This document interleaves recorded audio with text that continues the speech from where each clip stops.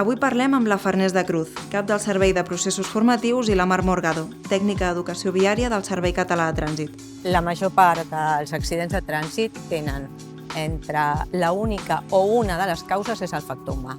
Per tant, hem de treballar en el factor humà, hem de treballar sobre la persona perquè pugui conduir o circular pels carrers amb seguretat. Llavors, això és el més important, aquesta formació.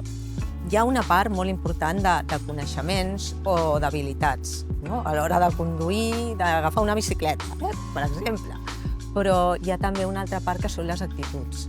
Al final, les persones prenem decisions i aquestes decisions venen donades per les actituds que tenim. Doncs això és també el que hem de treballar.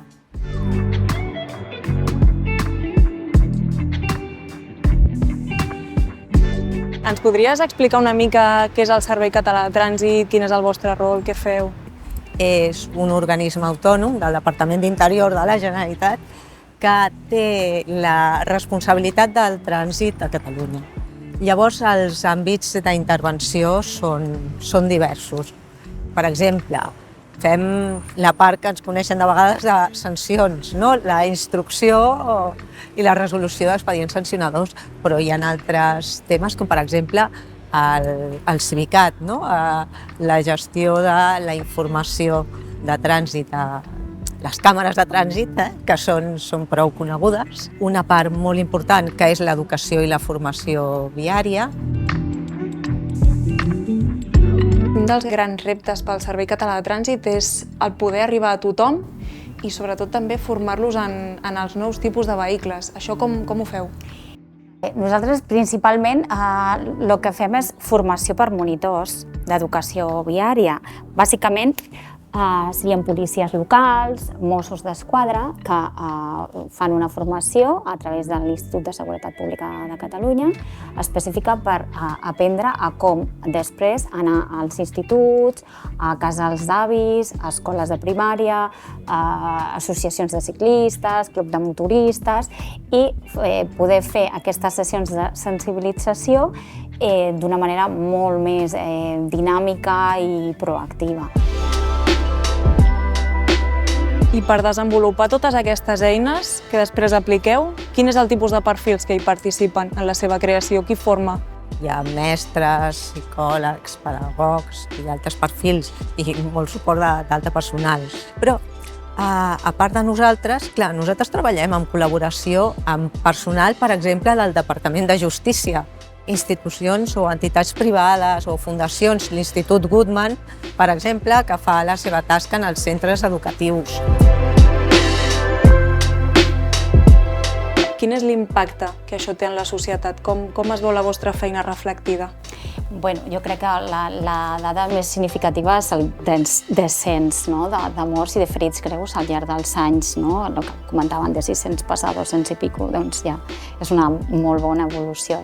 Tot i així, s'ha de continuar treballant per acabar de baixar aquestes xifres. Crec que les millores les podem apreciar en petits detalls del dia a dia, quan tothom entra dins d'un vehicle i tothom es corda el cinturó, o quan portem els nens adequadament lligats a les seves cadiretes. Són coses que ja les fem d'una manera automàtica, però que abans no es feien, amb la qual cosa implica que hi ha hagut un canvi i una evolució positiva en aquest sentit.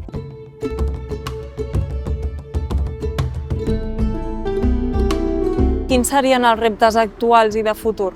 Ens hem d'adaptar permanentment. Per tant, el repte aquest és sempre l'adaptació. Com a exemple seria, d'una banda, conscienciar a totes les unitats, tots els agents de possible intervenció per formar, per arribar la seguretat a tothom. Una persona gran que fa temps que va obtenir el permís de conduir, doncs necessita potser refer els seus coneixements, revisar encara més quines capacitats té, doncs com fem arribar aquest missatge a aquestes persones grans, de les seves possibilitats. I d'altre, potser el gran repte que també tenim és el canvi de mobilitat, l'entrada progressiva del vehicle autònom. Això serà un repte per tothom, perquè estem molt acostumats a un tipus de trànsit on el responsable és el conductor o la conductora i ara, en canvi, haurem d'anar a delegar una part no hi ha la responsabilitat, però de les funcions que estem fent amb altres, en un tercer que no és una persona, sinó que és un vehicle. Farners, després de tots aquests anys dedicant-te a la formació en temes de seguretat viària, com ha evolucionat, com ha canviat la teva percepció des d'aquells inicis fins ara? La societat ha canviat tant que el que només pots fer és observar-ho i estar content. Que la gent és sensible als accidents de trànsit, que entenen unes, no normes reguladores, sinó unes normes socials de comportament.